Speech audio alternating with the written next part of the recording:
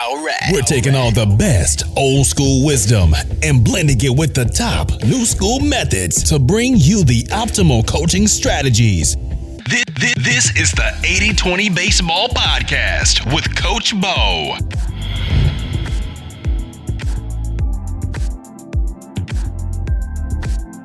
Welcome to this week's 80-20 Baseball Masterclass episode. If you haven't already, go back, listen to episode 86. We talked about off-season priorities. Off-season priorities starting with our summer priorities: strength training, flexibility, hitting ground balls, and learning and watching more baseball. So go back, we broke down those 4 priorities. And now, in this week's episode, we're going to dig in to summer priority number 1, which is strength training, flexibility, mobility. We're going to discuss that. But before we get into that, let's discuss the Golden Spikes Award winner and what we can learn from him. Kevin Kopps pitched this past year and the past years for Arkansas. He won the Golden Spikes Award this past year. He won most awards for college baseball player of the year type things. And the Golden Spikes Award is considered an award for the best player in college baseball. And here's what we can learn from him. There's a reason I'm bringing him up. I'm not here to talk about Arkansas baseball or SEC baseball or college baseball just to talk about it. Every once in a while, I'll throw in something that I find super interesting, but I always try to bring it back to help everybody here that's listening, all of you that are listening, all you great coaches. So Kevin Kopps, he wins the College Baseball Player of the Year. He gets drafted by the San Diego Padres, which is an up and up organization. They're on the up and up. And he obviously had a dominating year this past season. In fact, it was his 4th season. Now, 2020, that season got cut short for college and professional and pretty much everybody else. So in his 4th season, just to give you a little context here, what we can learn from this is that you cannot give up on any given player regardless of how they did last year. Sometimes just a little adjustment can make the biggest difference. Look at Kevin Gausman, and I'm not sure if I'm saying his last name exactly right, but Kevin Gausman for the Giants, the San Francisco Giants. His ERA is not all that great when you think of his career ERA in terms of previous years. In fact, if you take out his 2021, if you take out this year's stats and you essentially go back and just count the first 8 years he was in the league, his ERA was above 4. And in fact, in 2019, Kevin Gausman, who was not pitching for the Giants at the time, he was with Atlanta and with Cincinnati, his ERA was a combined almost 6. His first season, it was a 5.66. In 2015, it was a 4.25. In 2017, it was a 4.68 ERA. So these are all high numbers. He did have a 3.5 in there, a 3.6, 3.9. But again, none of these numbers they're all below average. Now, fast forward just essentially a year and a half, and now he has a 1.73, one of the very best ERAs in the major leagues. He's one of the most productive pitchers. He's 9-3. And so this is something we can learn from Gausman, and we can also learn from Kopps, the College Player of the Year. And so I try to break down a little bit more in depth about what we can learn from these players and help us be better coaches for our players. And the message is, don't give up on these players. Gausman started throwing a split finger fastball a little bit more, and now he's having a lot more success. Something tells me the Giants assessed his split finger fastball as a plus pitch. I don't know this to be true, but this is how a lot of teams work. They identify a pitcher who has a really good pitch, but just doesn't throw it as much. In fact, this happened to Garrett Cole when the Astros got him and they brought him over from the Pirates in that trade, and they told him, hey, Garrett, we want you to throw your 4-seam only. Let's ditch the 2-seam. And he had a lot more success because of that, among other things too. Speaking of Garrett Cole, I did have him down about a month and a half ago as my early Cy Young Award favorite. Then there was the whole controversy with that sticky tack stuff, or the sticky,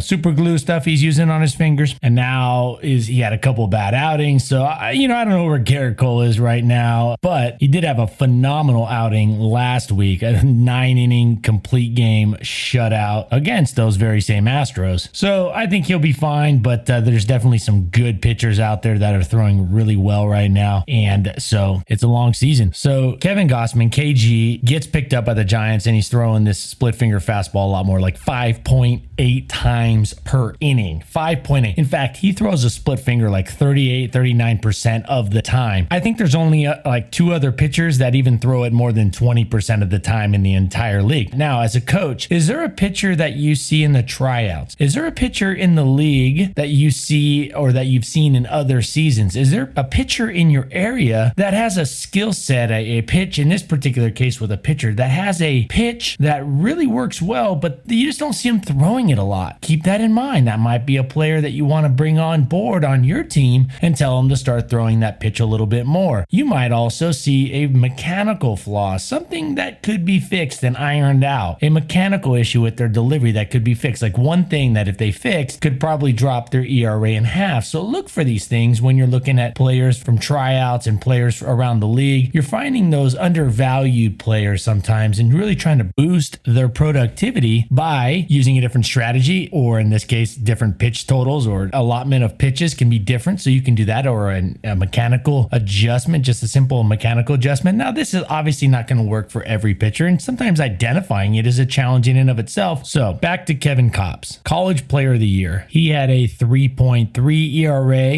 his first year with Arkansas, University of Arkansas. He had a 3.89, and then he had an 8.18 in his third year. So his ERA was actually going up. Now, 2020 was an abbreviated year, small sample size, but it wasn't very good. He pitched 11 innings and gave up 14 runs, 10 which were earned. To give you some context on that, he pitched 89 and 2/3 innings this past year and gave up 9 earned runs. So Kevin Kopps, gave up 1 more earned run in 2020 in just 11 innings than he did in almost 90 innings in 2021. I'll tell you one thing. I don't know the specific, and I'm not going to sit here unless I know for sure what's really going on behind the scenes with Kevin Kopps. I haven't studied him enough, but I'll tell you this. If he started throwing his breaking ball more, it looks like he was throwing a slider more often. His mechanics look really clean in 2021, very simple and very concise. I love clean, concise, low movement, very limited movement mechanics, only the needed movements that you need to deliver a pitch effectively. But with all that aside, had the coaches at Arkansas given up on him after his ERA continued to climb for 3 straight seasons, he would have not been given the opportunity to have one of the best pitching years in college baseball history. So just because a player had a bad season or had a bad month or wasn't very good on another team last year or the year before, don't give up on him. If college players can make adjustments, think about youth players. Youth players can have big jumps. Size, they grow. That can help. Confidence, things like that can definitely make a big difference. Speaking of which, I was looking at some video of a kid that I used to coach. He's a young man now. He's in college. He's playing college baseball. And I remember him when he came out for freshman tryouts years ago. And I said, wow, this kid's the guy. He's the smallest guy on the entire team. In fact, he was one of the smaller players in the program throughout high school. And now he's pitching for a Division I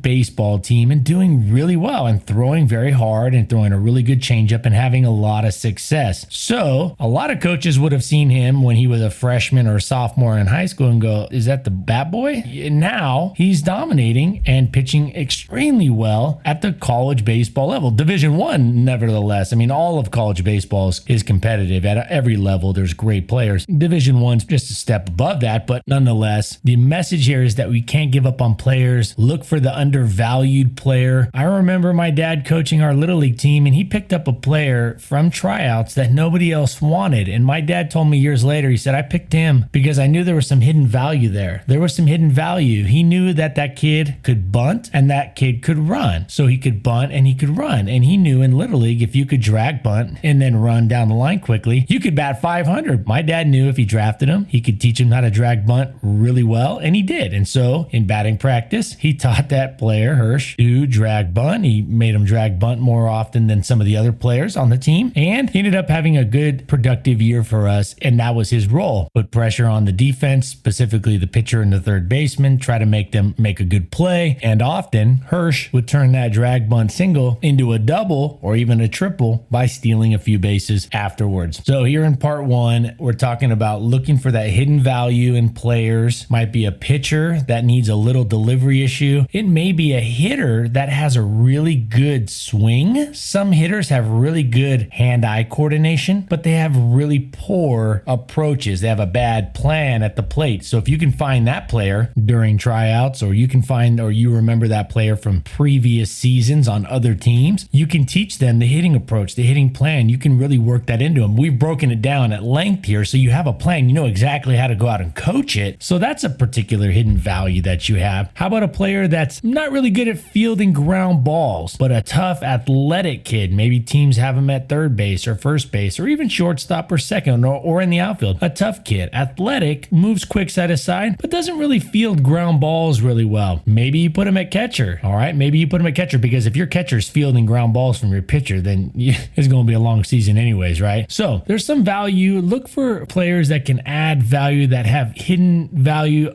undervalued players. And also, don't give up on players because they had a bad season, or don't forget that players can make big strides. They can improve, and they can make big leaps from year to year sometimes. Of course, this isn't the majority of players, but you're looking for those few that can do that. And Kevin Kopps is a perfect example. He's coming off essentially an ERA in college baseball around 4.5, and he comes out and has an ERA of 0.9 this last year. 0.9. In fact, his career ERA in college was 2.6. That includes 90 innings of 0.9 ERA baseball this last year, so you can imagine how high it was before that. So don't give up on players, and look for those undervalued skill sets that players have that you can bring out and utilize more than maybe other coaches have in the past, or the player has on their own in the past, and gain a lot more productivity out of it. Oh, and lastly, another big thing on this is confidence. If you've been following along 80-20 baseball here, we've talked about the praise. We've talked about strategies to give praise, to build confidence.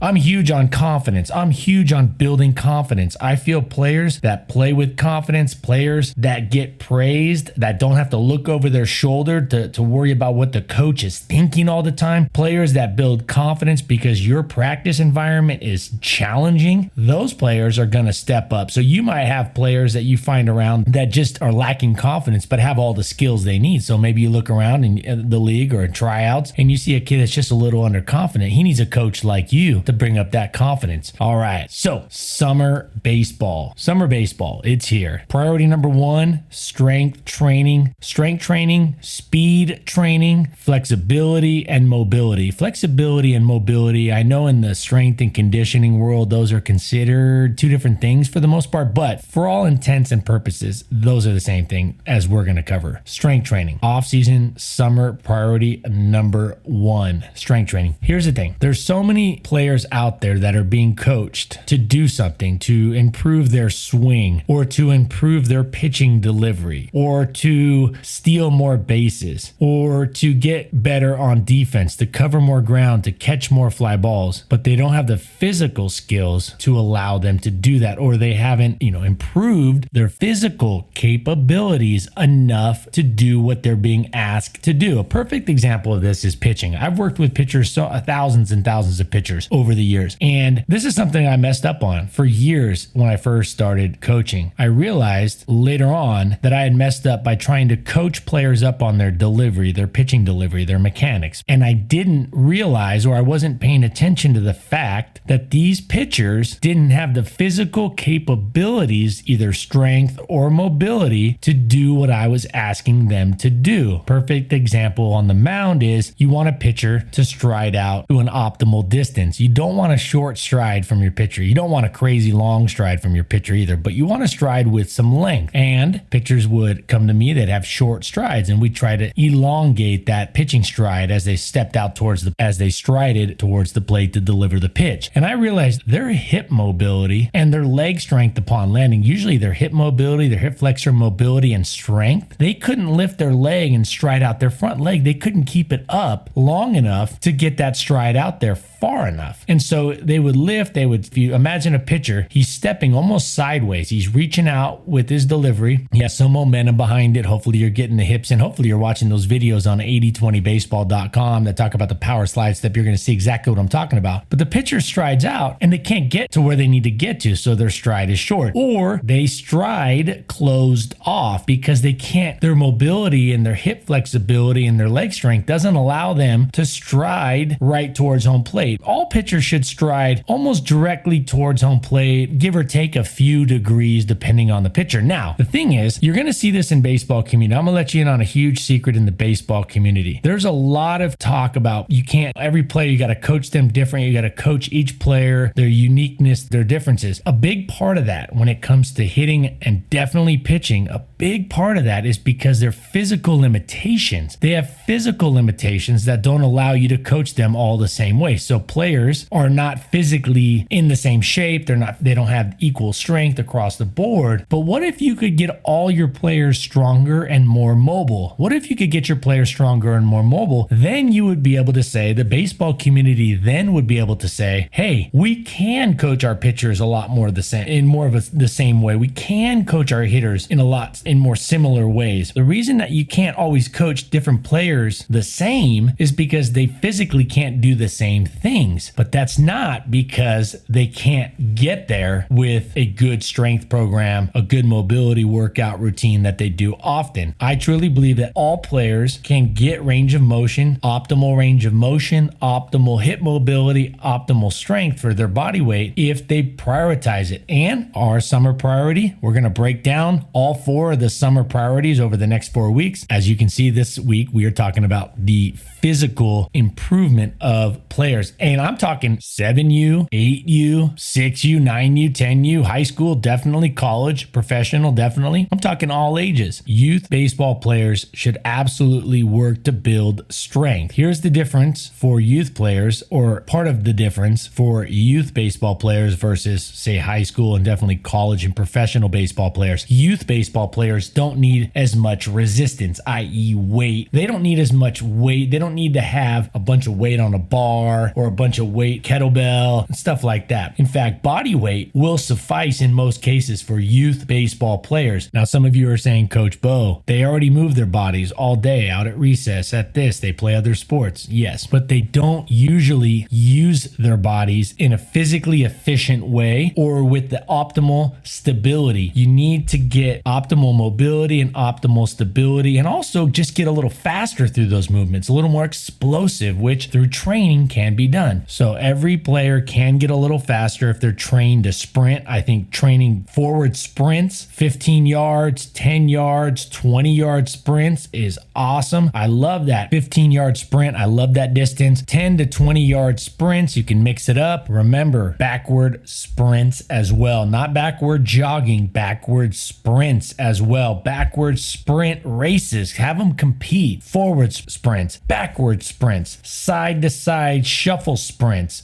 Get them going fast in all 4 directions. You don't even need to get cute with doing high knees and all this other stuff going and butt kickers and things like that. You can just flat out just do forward sprints. Now, here's one thing I do recommend when you do forward sprints. I recommend that you have your players, as the coach, have your players facing in their lead off position, like they're ready to steal a base. And I know not every level you can steal bases, but even if you're starting with your foot on the base, or like most levels, you have that lead off position off the base, you're faced in towards the mound. And this is what I recommend when you do these sprints. You have them all line up with their left foot on the foul line, on the right field foul line. So everybody has the same starting point. Set up cones, set up helmets, set up something that marks 10, 15, 20 yards, and have them sprint to it. Have them sprint in groups of 6. If you have 12 players, have them 2 groups of 6. You don't need to do waves of 4, or should I say waves of 3 or 4. There's no reason. You have one group go, and while the next group, the next wave, the next group of players is going, that other group is coming back. Now, even better is to have those first, let's say you have 12 players on your team, just a round number. Those first 6 players sprint out, and then you want them to work on stopping quickly. So you want them to work on stopping as quick as they can after they get to the finish line. So you have them race to the finish line, a determined point, 10 yards. And when I say 10, that's 30 feet, right? So approximately 30 feet, and then 15 yards, approximately 45 feet. 20 yards is approximately 60 feet. Now, some of you go, well, Coach Bo, I have my players, we play 70, 80 foot, 90 foot bases, 90 foot bases. The thing is, players are typically always going to be to full speed. Like even on a 90 foot base path, players are going to be at full speed by that 20 yard mark, that 60 foot mark, right? And definitely for the younger players, youth players, I mean, they can get to full speed typically in like 20 feet. So you have them sprint to that finish line. You have them break down fast because you want to practice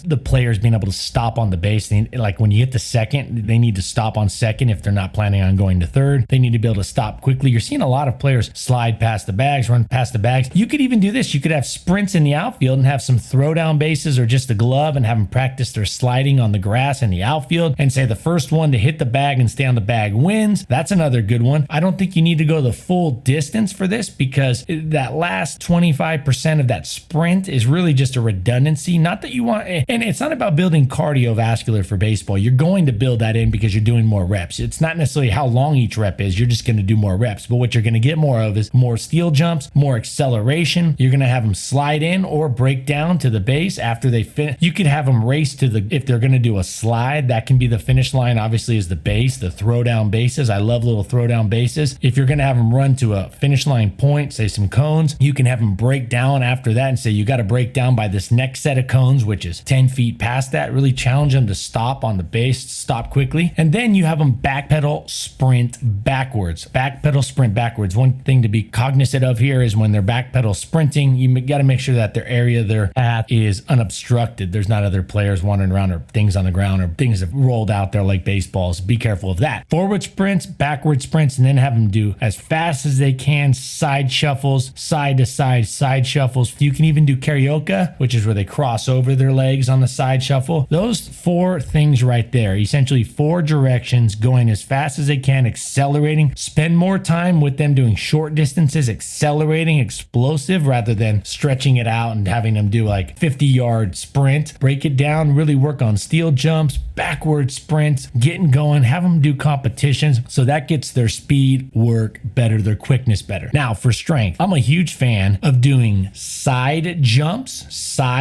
where they essentially start with their feet shoulder width apart and they jump as far to the side, 1 foot, basically they jump off 1 foot and try to slide and jump as far as they can to the left or to the right and do that out to say the 60 foot or 90 foot, whatever the base path distance is, have them go all the way out and then all the way back. You can have the entire team do this simultaneously as they're stretched out down the line. You can have them line up down the foul line and do this. So they're working on explosive like jumps. This helps with different things, definitely with pitching and throwing, but just getting their hip flexors stronger. So they're side jumping, not both. You can do both feet and have them jump side to side on both feet, but I like jumping off one, the other foot extends out and they jump out. Another thing I really like are single leg hops, essentially sprinting on one leg, sprinting there, forward and sprinting backward on one leg. I'm a big fan of single leg. This is called unilateral work in the strength and conditioning world. Big fan of this. So you can have them sprint. Now I wouldn't necessarily, you could have them race you could have them race single leg hop races, have them go forward and backwards, have them hop backwards on one leg and have them stay on one leg. They get disqualified if the other leg touches the ground. So the players are essentially taking their entire body weight and now putting it on one leg. That's going to build strength. It's a body weight, but now instead of dividing up the weight over two legs, they're really putting it all on one leg. And I know when they're running, you're pushing off one leg at a time. I understand that. But when you do a single leg hop or a single leg sprint forward and backwards, they're going to feel it a lot more. They're going to really feel it. They're going to feel it in their shins, their calves, their quads, their hammies. They're going to feel it. They're going to get stronger. You could add some things like having their bat, hold their bat above their head. You go, well, the bat's only,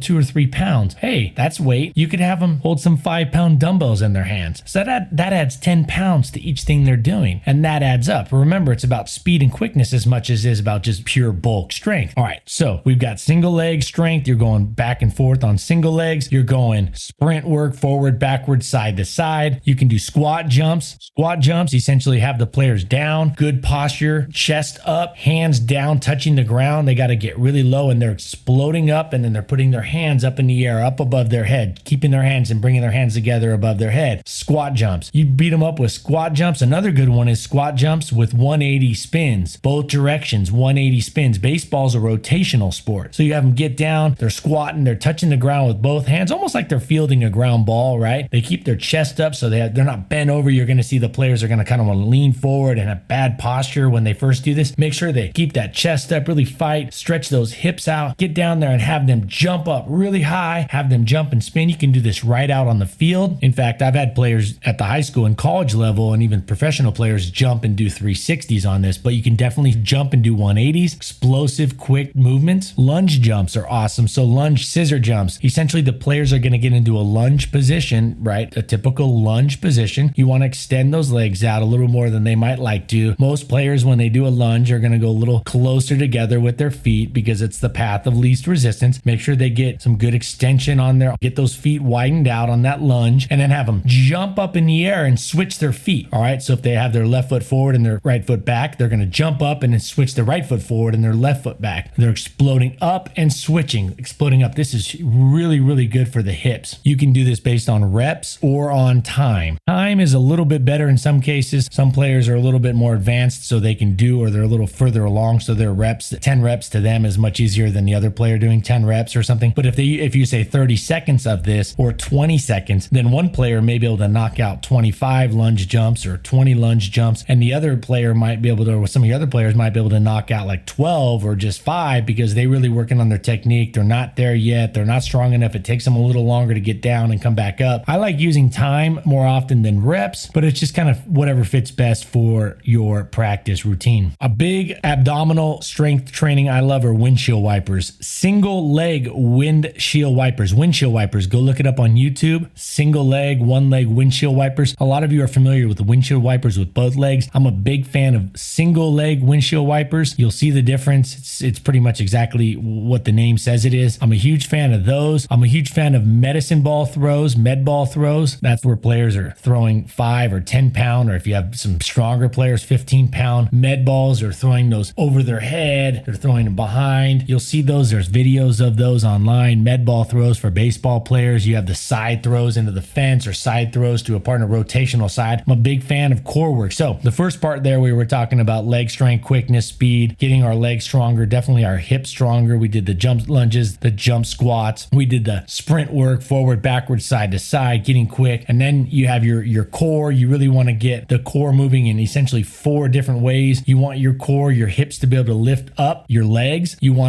also want to be able to, like, say from just a laying down on your back position, you want your players to be able to fire up quick and have the upper abdominal area be strong. That really helps with throws and things like that. So you have that upper, and it helps with getting going on a sprint, on a forward sprint. And you want your players to get strong on their rotational work with their abs. Windshield wipers, single leg windshield wipers are really good for this. Medicine ball throws, med ball throws, basically weighted ball throws, side to side are really good with this. And you want your players to get their arms stronger, but not necessarily throw. Some of your pitchers threw a lot this last season. You want to give them a little bit of time, let their arm rest, get them some 1 pound, 2 pound, 3 pound, depends on, if anything, err on the side of less, and you can always add more weight if your players show sufficient strength. 2 pound, 1 pound, you can get them online. I have a pair that actually multiple sets that I bought on Amazon. They're just, basically filled with sand. These balls, you can hold them. They're about the size of a softball. Plyo balls, you can buy them online now. They're all over. I like the bigger size, like the small, or like a small mini volleyball or a big softball size. It really helps their hand strength, their grip strength get better. And have them do reverse arm circles and forward arm circles, so regular arm circles and reverse arm circles. Have them just do a bunch of shoulder work where they're really working on their shoulders, working the strength of their shoulders through a full range of motion. So if you get the 1, 2, 3 pounds, they're working quick. Now remember, anytime you use the shoulders or any other part of your body, you want to start by going slower. You want to start slowly and progress. It's always progressive. You always want to progress from a slow, low intensity up. Now that, like on arm circles, that may only take 10 or 15 arm circles to be at full speed, but do not have your players do arm circles at a full speed pace on the second or third one. Make sure they build up that speed. You can even have them start by saying, all right, slow arm circles reverse, slow arm circles forward, medium arm circles reverse, medium arm circles forward, and then get to full speed arm circles reverse and have them going fast.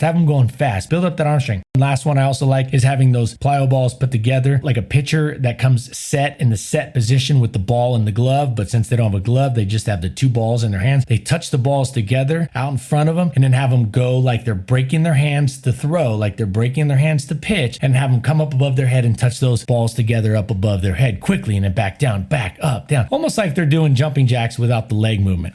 So we covered strength, mobility. Make sure your players are stretching after this, even just touching their toes, working on groin stretches, the groin side to side, things like that, arching their back, standing there and arching their back so they can open up their hips and their abdominal muscles, holding the fence and just stretching out those lats, those latissimus dorsi. Just have them hold the fence with both hands and lean back until they feel that stretch in their upper back, their shoulders. I highly recommend that you do a warm-up before the strength and conditioning. You do a warm-up that moves the body through a lot of different directions. Then you hit the strength, the quickness, the speed, you hit all that. And then you do the flexibility, the mobility, the stretching afterwards. So you could do something like 30 minutes and then 15 minutes of stretching, a 45-minute routine, or 20 minutes of work with 10 minutes of stretching afterwards, or just 5 minutes of stretching. I think the stretching is very important for older players. For younger players, it's important, but their muscles are a little more mobile, and as you guys all know, the muscles in our backs and our legs and our hips and everything, our shoulders get stiffer over time. So address that accordingly. Again, this is not a full-on routine broken down every single detail right now. I didn't want to do that. It's impossible to do it on a podcast, but I wanted to paint a picture, a mental picture of what a routine should look like in terms of getting stronger for players without necessarily doing heavy deadlifts and bench press and all that stuff. Now, I'm not saying that stuff's bad. I'm not a big fan of all that stuff. I'd rather players just do push-ups and things like that, single leg squats, jump lunges. I think that stuff is more than enough. But nonetheless, I wanted to give you a little sample of what it would look like: a lower body, the legs, the core, and the arms, specifically the shoulders, a strength and conditioning routine that players should be doing during the summer. Now you got to go out and sell players on it. You got to motivate them to do it. You got to use examples of major league players doing it, of college players doing it, especially like their favorite player or a successful player that's doing it. Show them Michael Lorenzen. Show them Mike Trout working out. Find these videos online of the players that are going through their workouts. There's not a lot because that's IP for these players. That's their intellectual property. They'll keep it close to their vest, but you can find enough video and say, look, these are the great players. This is their routine. Look at Jake DeGrom. Look what he's doing. They're putting in all this work. Find an article with a quote from their favorite players that discusses the importance of strength training and conditioning. I'll tell you what, one of the hardest things to sell them on is strength and conditioning. It's easy to sell them on batting and pitching and things like that and playing games, but you got to find these little things like that can show them that, hey, if you want to be successful, this is why, and bring them specific examples, videos, quotes from their favorite players, from players that are famous. So that'll help sell them on the importance of that,